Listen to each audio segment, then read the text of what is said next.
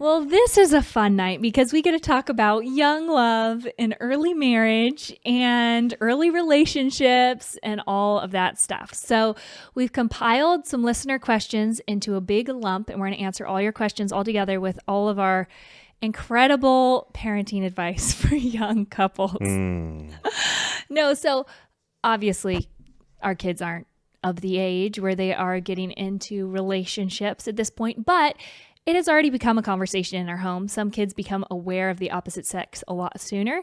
And so today we're going to just kind of talk about how our parents navigated that from our perspectives and some thoughts around young budding friendships and romance.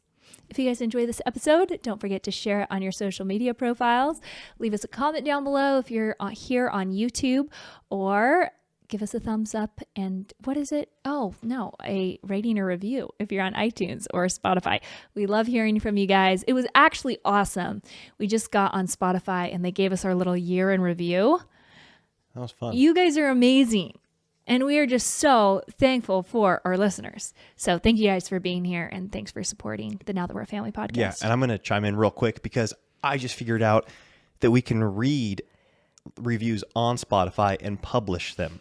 And so if you months back had, submitted a review on there or a response to a Q&A, don't feel bad that we never published it. I didn't even know we could until recently. I went back there and I saw all of them. You guys have said so many kind things back there. I feel bad because we always ask for ratings and reviews, and I read them on iTunes, and that's great, but I didn't realize we could access them in the back office of Are they Spotify. Different on Spotify than iTunes? Or are they the same ones? They're different. They're different ones? They're like Spotify-specific reviews? Yes. I don't know if they call them reviews on there. No way. Thanks, but guys. It's like they prompt you on the episode, like, what do you think about this episode? And then people can comment on it. And so I just went back and made those all public as best as I could, I think, anyways. Very cool. Okay. Well, I mean, we're kind of already in the episode. Well, let's still do the intro.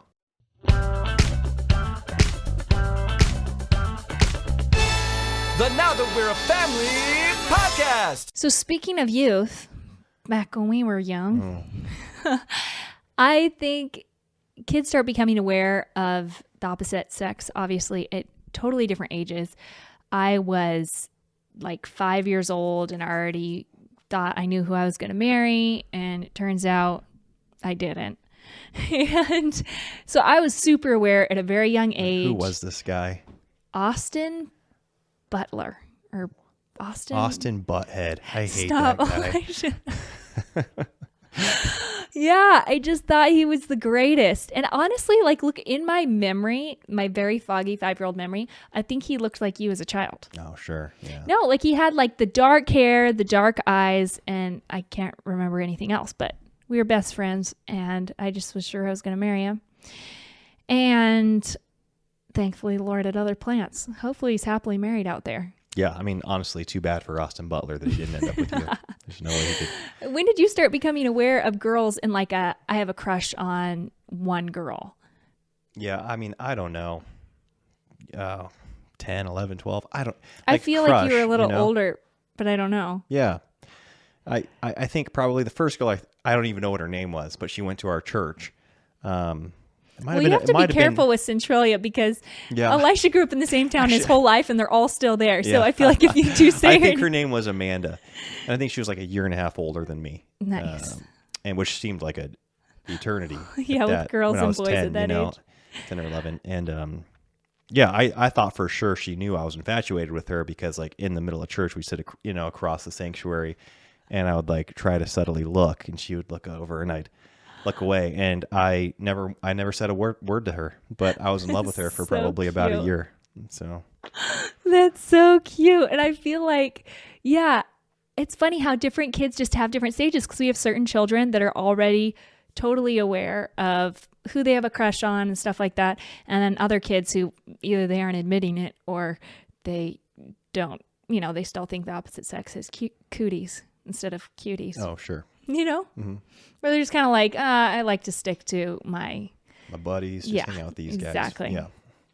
So anyways, I think that it's really cute. But then how do you navigate if you have a goal for your children dating to marry? that is your goal with marriage, is the goal. You aren't dating for just a friend or companionship or a romantic outlet or any of those things that the world just has this recreational dating, which is not recreational to play with your whole life. Oh, like it's a serious thing when you're dating somebody. And so to just throw it around like it's this thing you do, like a sport you play, is just really foolish. But if you have this goal of marriage, then how do you balance protecting and guarding your children versus freedom when they start to have an interest in each other? Are you asking me? No. Yeah. Elisha? You're asking the wrong guy. What do you do? That's a good question. I mean, what do you feel like your parents did? Yeah, it is interesting because I admire each one of my siblings and how they've gone about their dating relationships. And they've got amazing spouses and great marriages. And again, that's to the extent that I'm aware of their dating relationships. I'm like younger brother or older brother. It's not like they're confiding in me, after every date. However, just like as far as the optics went and what I could tell their dynamic was with my parents, it seemed very admirable and very, I think there was a ton of like respect that each one of my siblings had for my parents. And so they desired their input. They desired, my sisters desired my dad's headship and him to have that role of protector and somebody that was giving insight and getting to know the guy. And I think that's a huge thing. It's so easy to say in principle, like a daughter should heed her father's instructions when it comes to dating men. And I would stand by that statement, like if you're a Christian daughter with a Christian father. But then at the same time, I think that as men, I'm hoping that your daughter also wants to heed your instruction and has a desire because of the love she has for you, the respect she has for you, the trust she's put in you. And it's crazy because I think that's the case. That was the case with my father. It was the case with your father. As tumultuous as our relationship was, you never once lost respect for your father, nor did you lose a desire to receive his blessing in our relationship. And I think that speaks to the relationship that you had established with your father. And it also speaks to just the objective admirability or the respectability of your father. Like you couldn't deny that. No, this is a respectable man. Like he is a good father, a good husband. I should care about his input. And so, you can say a daughter should or should this all day long, heed her father's instructions, or, a man should, go seek the father's blessing of the daughter and really, get permission from the father. And again, I stand by all those things, but you can make that a lot more of a enjoyable process by being an admirable father or an admirable mother.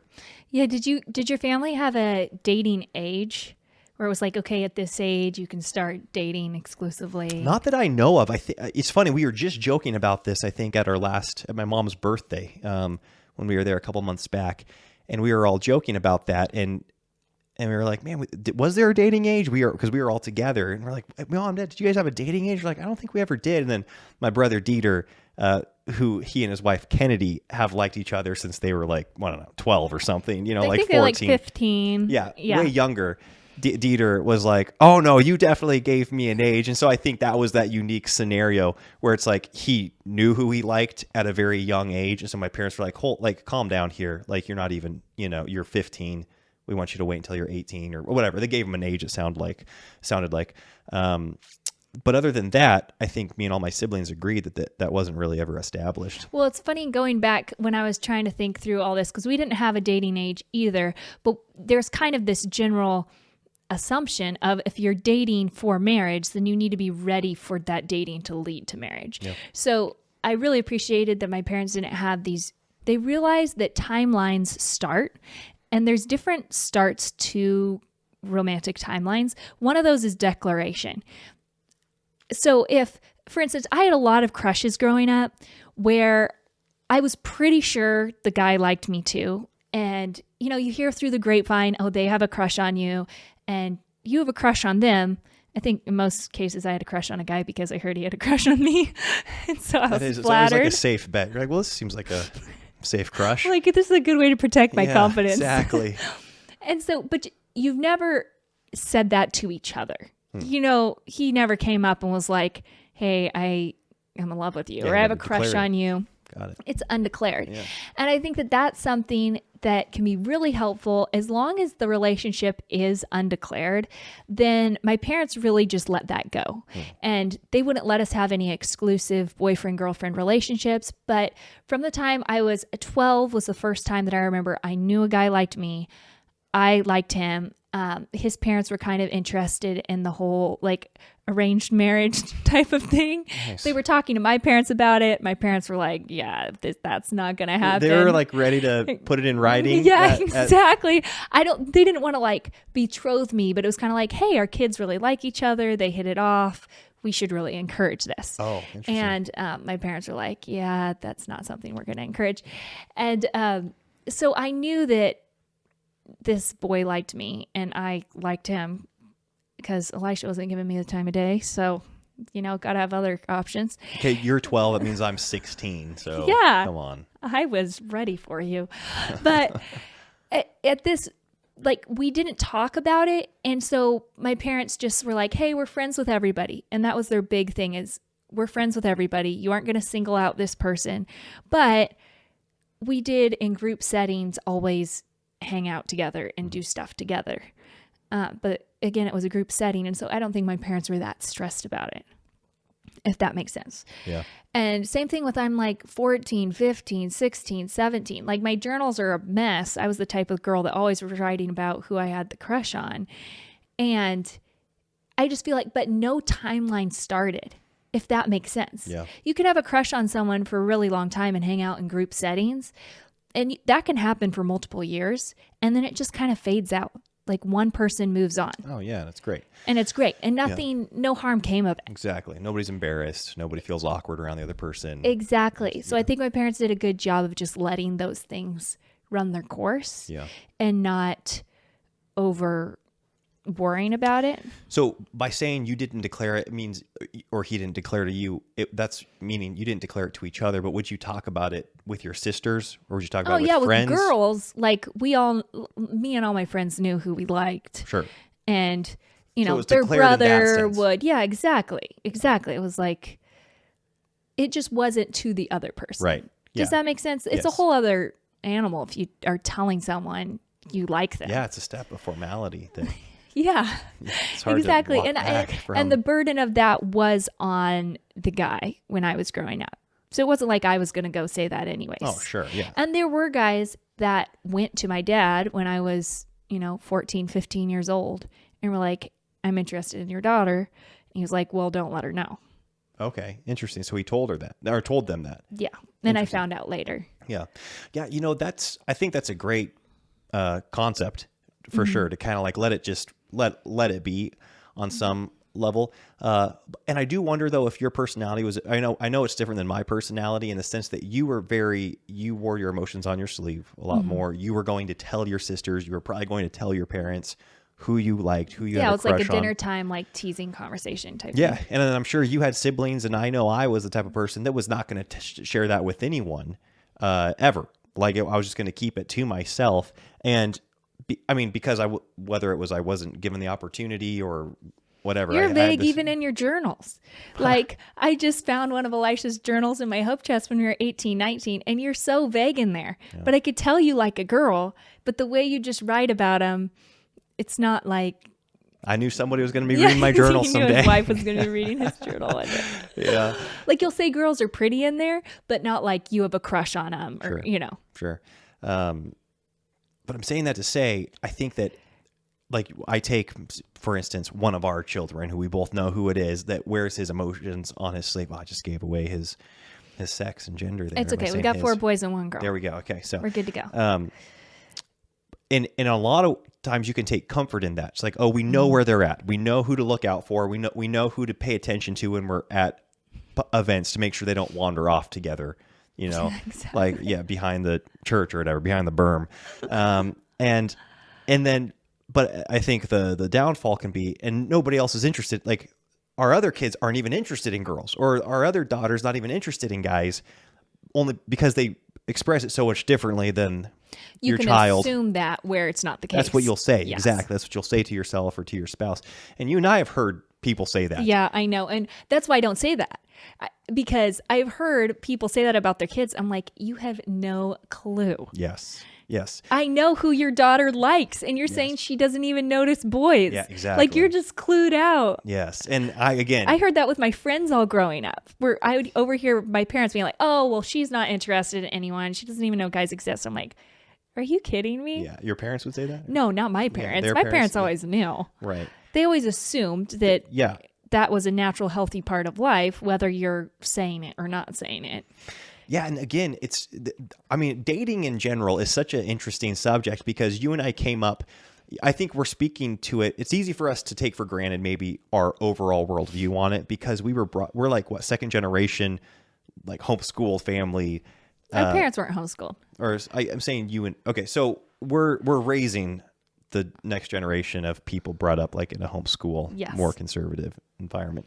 Where it's taken for granted that dating is where you do the preliminaries for your marriage. Yeah, exactly. So even when we say dating, there are so many things that we don't mean that people might that's in their true. own brain. I feel like I didn't do a good job laying the foundation here. I just kind of dove in assuming that. Sure. I mean, that's probably the bulk of our audience too, where it's like, there's the point of this is marriage, and marriage is a obviously a holy thing, and you want to postpone. Well, not post. Obviously, you want to have you want to refrain from sex. You do not want to partake in that prior to marriage. And so therefore you can back it up and be like, well, then let's like back up all the physical interaction that we can. And not just sex. We were talking about this the other day. It's really lust. You want to slow that down because, the scripture speaks. It focuses on the male here, but we all get it's for both sexes. If a man looks after a woman and he lusts after her in his heart, it's still sin. Right. It's a form of adultery. Yes. And so I think that's even a misconception with virginity or purity or whatever these things, which is if I do not do this act, then I'm a virgin by the letter of the law or whatever. And I'm really grateful that neither you nor I we weren't perfect in this at all, but I'm glad that wasn't our worldview. It was, hey, if we're struggling with lust in our relationship, then that is a sin. Yes. In and of itself. Exactly. We need to work on doing something about that instead of just like, well, I, maintain my virginity by, a dictionary term. I just think that there's a lot lost in that regardless. No doubt. And I do think that, again, that's a whole can of worms. When you go back to what people deem, purity culture with like the I Kiss Dating Goodbye, which that book was big in my home growing up, or the Ludi's book, the When God Writes Your Love Story. I know, it's funny. I wasn't allowed to read those books because my parents just thought it can make girls kind of hyper-focused on the romance of relationship. Interesting. Instead of just living their life until a relationship happens, Got it. Yeah. And so those ones that again, I can't say were extremely harmful or beneficial in my dating life, but I know that it was literature that was in our home and that did inform me in dating. But I think there's some other books that were actually helpful, like some of Gary Thomas's stuff, I think. Yeah, or like Tim Keller's stuff. Practical relationship books can be really helpful. Yeah, and I think that was helpful. Anyways. But speaking of, like this budding romance. So this isn't like a hardcore dating relationship where you're like in your 20s, you're ready to get married, both couples are very aware and you're struggling with the physical purity aspect. This is how do you navigate these young relationships that are like just budding, but like, do you encourage it? Do you not? Right. Do you, these like crush relationships? Got it. Yeah. Cause if you're like if you're in your 20s, it's like, okay, well, get married, Yeah, exactly. like have a short dating. Go through your list of things and then move on. And that's a different conversation. Gotcha. Yeah. So how old are we talking here? I don't know. Well, I think we're talking from, our age as kids. Our kids' ages. How do you navigate children who are becoming adults, who maybe establish these attractions earlier? And and I was just saying some ways to slow down that attraction potentially, or slow down those timelines until they're ready to actually do something about it. Yeah. And I think that my parents did that it wasn't this hush hush thing. Right. It was funny. It was a joke. People would tease you about who you had a crush on or whatever in the family, but it also wasn't this encouraged, like, oh yeah, is that your girlfriend? Like, yeah, no, we weren't. Don't use that terminology. No. You don't take them on mini dates. You don't go to dances like when you're 12 years old or 15 or ever. Like, don't ever go to those dances. Like, don't ever go to a school dance. Yeah. So those were obvious things that my parents did that I think your parents did. Yes. Yeah. And it was always the conversation. That's great. You're thinking about this person. What do you like about them? Are they marriage potential? Like, that whole marriage potential conversation started at a very young age in my home, like 5, 6, 7 years old. If I said I liked a boy, my dad wanted to know, what did I like about him? And then would bring out the admirable traits. And maybe if there was something like, oh, well, he's not a Christian. Like, you want to only marry someone who is a Christian, or things like that. We're brought up at that young age. And I think that can be an awesome conversation going forward. And then, but as far as declaration speeds up the timeline, something else that speeds up the timeline is exclusivity and alone time. And that was something that wasn't allowed until you're ready for marriage. And I put in air quotes because my sister Caroline married Austin Tolpin right after he turned 18 years old. So she was older than he was, and they were dating when he was 17. He can't even legally get married at that stage. And so they did have exclusivity. They did have alone time and stuff like that. They were a declared couple at that young age. So I think it depends on, when I say ready for marriage, you can get ready over 6 months. Like, Austin got his act together. Yeah.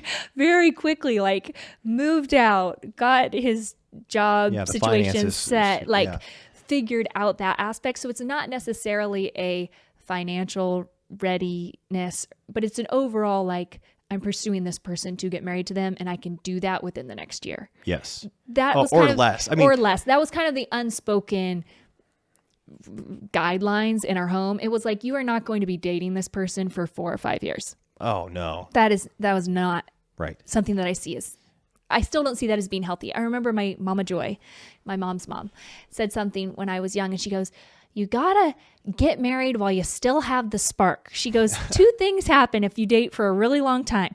One, you just think the person is boring and you're not just stoked out of your mind when you get married to them. She wouldn't have used the term stoked.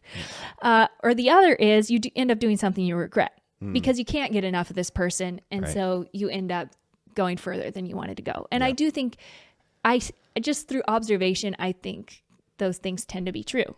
With Elisha and I, we were so crazy about each other. There's no way we could have gone for 4 or 5 years without doing something we regretted. Yeah, I mean, unless we were like across the world from each other. It was like very long distance. That would help. If I felt called to minister. I mean, the Lord is gracious in situations where you have no other option, but you don't want that to be the option for your kids if you can avoid it. Yeah.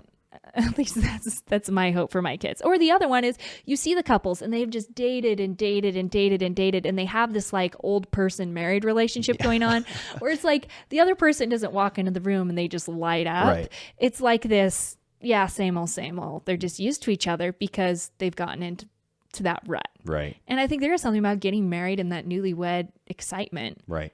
That's healthy. No doubt. It's fun. Yeah, it's a blast. It's really fun. So anyways, that's, I guess, what we want to avoid for our kids is one of those 2 scenarios. Yeah. So, I mean, I think that when I'm thinking of our children, if I were to throw out numbers or ages, I would say the general rule would be that we're not dating, just say an age 18 until you're 18, because at that point it's like, well, then you can actually do the things legal. You can legally pursue marriage. But that would be a case by case situation. You bring up Austin, who was like 17 and wanted to make it happen. And so he got his ducks in a row, and your dad saw that. Obviously Caroline saw it, and they're like, okay, well, you can date now. Yeah. And so that might be the case for some of our kids, but some of them at 18 too, it might not seem ready. I don't know. I'm just throwing out a number. Yeah. Well, that's why I think the number is so arbitrary, because I can see, like, I'm a big fan of young marriage. Well, I guess what I'm saying is I don't want my kids, like what you said, dating at 15 or 16. No, I don't because they're a minimum of 2 or 3 years away. But I guess it also depends too on the age of the guy primarily, I feel like, because he's the one who has to take care of the family. Oh, sure. As far as the physical provision. Yeah. Like that's a pretty big responsibility. Yes. And so, like our 15-year-old son is not going to be dating a girl because he just cannot take care of her, and I don't want my daughter doing that either. Yeah, same. Because again, our 15-year-old kid might have a business that's making him $1 million.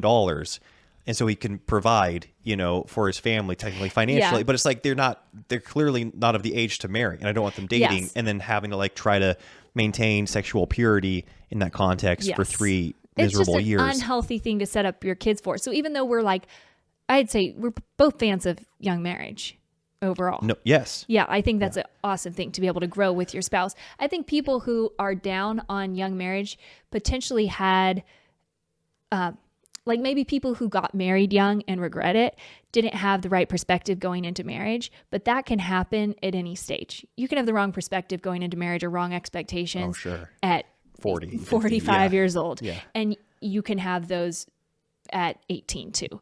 And so I do think you need to know what you're signing up for. And I do think a big part of being ready for marriage, in air quotes, is, are you ready to have a family? And that was something that was really encouraged in our home is, are you ready to have children?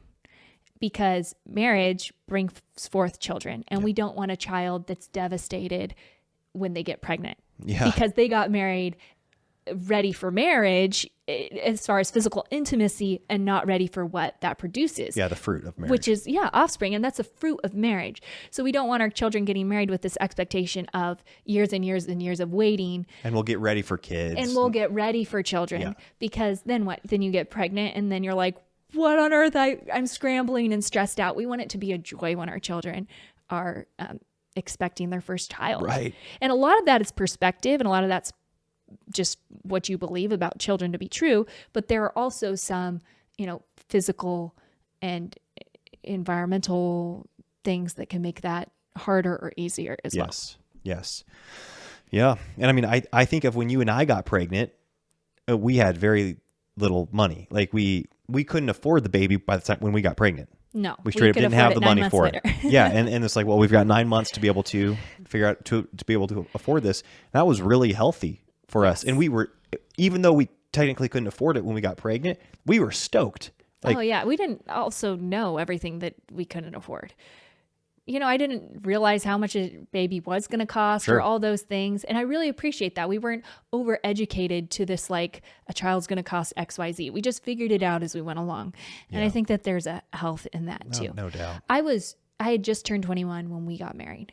And so just for reference, I guess, I didn't think of myself as young at the time because I always wanted to get married to Elisha at 18 when he first talked to my dad. Mm-hmm.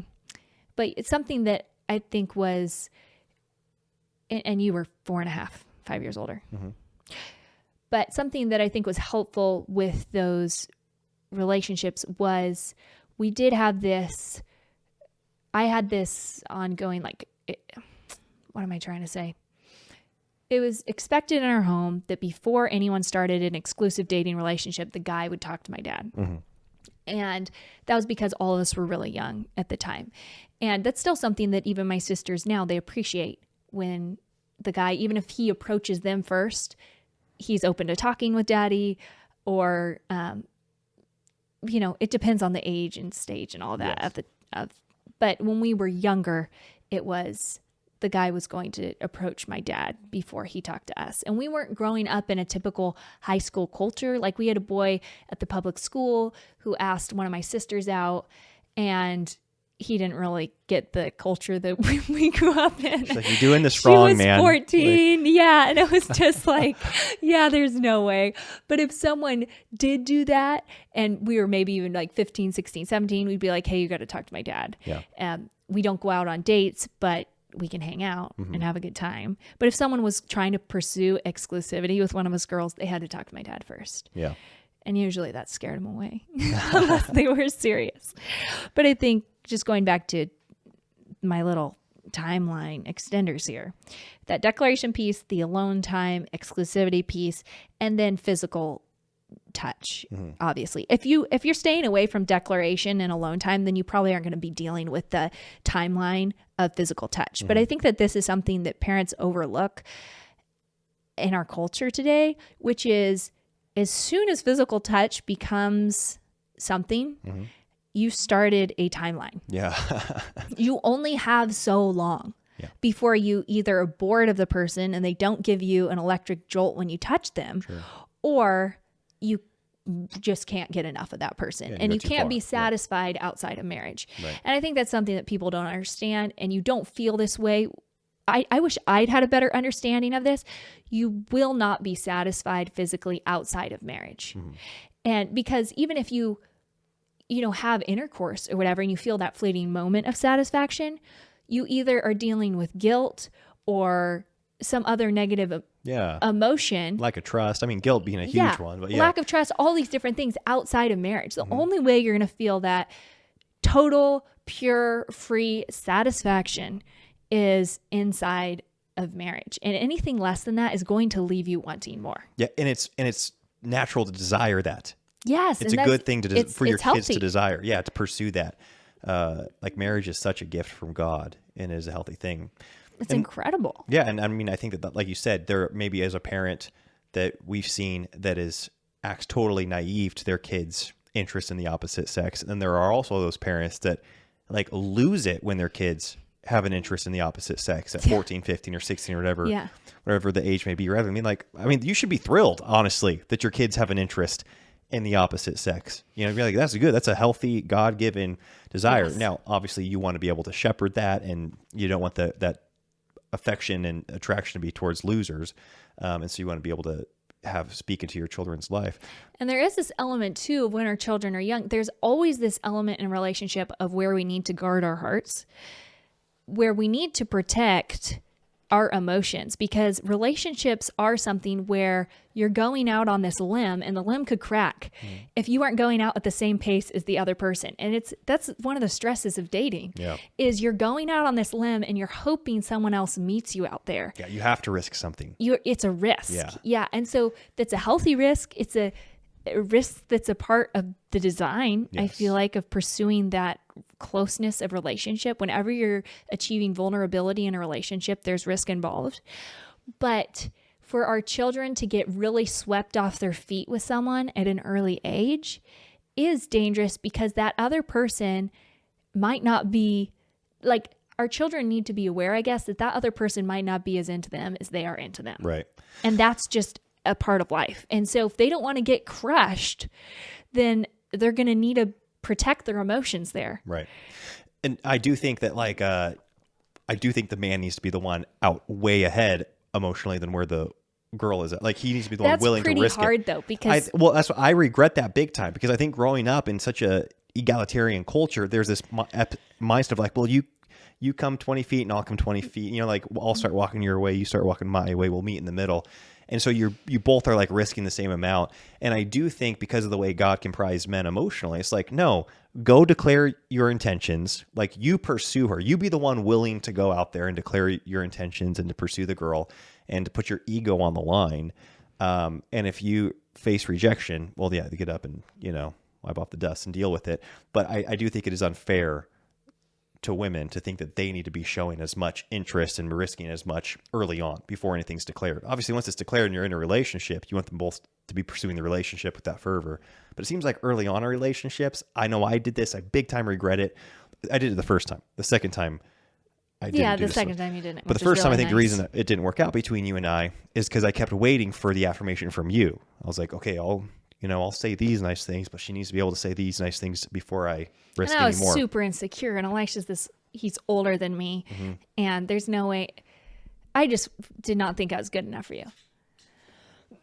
That's crazy to think about, isn't it? No, it's not. It's still an obvious. But especially at the time, it was like a celebrity crush. He was my celebrity crush. And you picture a guy like coming down off stage and you're just someone in the audience. He just thinks you're incredible. Yeah, and that's where I needed to be told, again, you're special, you're incredible, you're you're not like one of many. You know? Yeah. And obviously there's the womanizing guys that can just say all the right things, and they've done it a handful of times, and so they know how to really make a girl feel good. Yeah, and the second time Elisha came back, that's no, stop it. he had a lot more of that vibe. Which it didn't hurt. But yeah, you have to have integrity. Yes, exactly. But I do appreciate that, because I do think women, it's easier for us to get our emotions out in front, where we're just this big pile of emotions, and then when we're dropped, it's devastating. Yeah. And to my defense, that first time, I did pursue, and then I talked to your dad. You were great. I called him. Daddy shut it down, and that was because I was 18 and he didn't think I was ready to get married and have children. Which is fair enough. So it was what it was, because I agree. I think you were... By like the guy being the one willing to risk it, I mean, it's as simple as that. It's like, if a guy's not willing to talk to the dad, or if a guy's not willing to... I mean, it was like, are you going to ask her? I was like, well, I don't know if she likes me. It's like, well, yeah, that's why you like ask her out to see, or that's why you talk to her dad to see if she's interested in doing it. It's kind of like that attitude that I think is unfortunate with an even Christian. Yeah, we really want to encourage our boys to just, hey, ask her out. She tells you no, don't worry about it. Exactly. Move on. Like, don't wait for her to be sending you glaring messages in the sky that she's crazy about you. Right. Like, that's just unfair to her. Yes. At that point. And so, yeah, I mean, not being loud, not being obnoxious, not being flirtatious as girls was something that my parents were really encouraging to us at that stage. Is like, hey, treat all guys, be friendly to all of them. Don't just, you were really flirtatious with this one guy, you sought him out and just like, had his number, and we don't want you girls doing that. That wasn't something that was encouraged, and our parents were in tune to that kind of energy that we were putting out. Yeah. At different times. And so that was, I think, helpful. But yeah, it's just a tight walk. And it is very devastating when you're, 15 years old and you think a guy likes you the same amount. And then all of a sudden you realize he actually likes this other girl. Oh, boy. And that has happened to me and my sisters, where, there's a guy interested, or you're texting him all the time. Say you're a little bit older, you're 17 or 18, you're texting him all the time.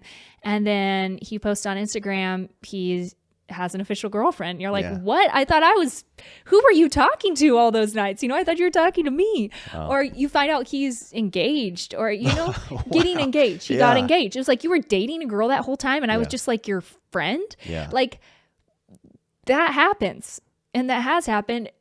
And so I think our kids just need to be aware that happens. And so guard your emotions accordingly. Yeah. And then it's up to them how far in they get. Yeah, but then also teach your sons, teach your daughters to have some integrity if you are in an exclusive dating relationship. Be like, hey, this is when you start. Oh, of course. I don't think person. I didn't respect those guys at all from the start. Yeah, I like the things you listed off. Just what were those? The like 4 things to... The 4 things to avoid. Declaration, alone time, exclusivity, and physical touch. Yeah, that's great. I mean, they're all things your kids have to be aware that they speed up a timeline. Yes. And I think if you can just communicate that to your children, hey, there's certain timelines for this type of stuff. What is your end game with this person? Mm-hmm. Are they someone that you think is really cute and fun and you have a big crush on them? Do you think that they would make a great father? Mm-hmm. You would follow them to the ends of the earth. They'd be a good provider. They love the Lord. You would love if they raised your children and shepherded them. Okay, that's cool. Do you think they think the same thing about you? Mm-hmm. Or because I think they think you're cute, but they aren't invested in you like they want you to be their person for the rest of their life. So you need to be really careful in this relationship. Just be friends. Be as good of a friend as you can be without getting emotionally involved, and just see how it plays out, because you guys are years out on anything ever actually happening. And there's a good chance you're an awesome girl, obviously, or you're an awesome guy. And I think that you're the best that this person could do, but they might, go meet someone else. So you just need to be really careful with your heart. Sure. I think that would kind of be our encouragement to our kids at those early ages. I agree. And like you said, emphasizing the the goal being marriage and how glorious of a goal that is, and what a worthy thing to pursue. Because I think my parents did that. I think your parents did that. And it made it really easy when I was 14, 15, 16, and you'd get a camp crush, or, you know, there'd be the girl that was really good at whatever freeze tag, and you'd be like, wow, I've got a crush on her. No and then joke, you'd be able to like step back, and even at that young age be like, okay, well, I want to pursue a wife, and so we're not really gonna be able to do anything about that right now. And then you start viewing her characteristics differently, because I mean, being really good at freeze tag is a great quality that every man should probably want in his wife, but it's not the only thing that matters. And I think too, like, we were allowed to hang out as often as group settings would permit with people. Like, my parents knew there were crushes involved within us and our friend groups and stuff. And we were able to just hang out in groups as consistently as the groups hung out, as long as there was no like isolating, or we weren't like shuffling off with this one person to just hang out in isolation. Then stuff just took care of itself over time, which is funny to think back. You know, it's like, have a crush on a guy for a year, 2 years, 3 years, and then it's like all of a sudden our maturity levels were just light years different. And there was no way I could have a crush on him anymore. Right. You know? Yeah. And there were guys that, I mean, I kind of joke because it was like guys liked me, and then as soon as it didn't work out, I made them hate my guts. Like, no one ever regretted, I think, me. I had some sisters where they would tell a guy no, and the guy would still think they were awesome. Got it. That never happened with me. It's like I didn't have ex-suitors that thought I was still a great option. I don't know about like, that. she is crazy. I dodged a bullet there. So, I don't know. We should wrap this up. We should. Did you get all your points in? I did. Oh, good. That's all I have. This isn't speaking from experience with how obviously like our kids are not at these ages, but we are already having those conversations because they're healthy conversations to have. But it's kind of a little bit on how we grew up, I guess. I'm sure we're going to be seeking some of you out in a few years on how to 100%. You that are going through it now. Yeah, when you have adolescent kids. We're going to be begging for your opinions. So, so take notes as your kids go through this. Yes. We'll talk to you soon. Bye-bye. Bye.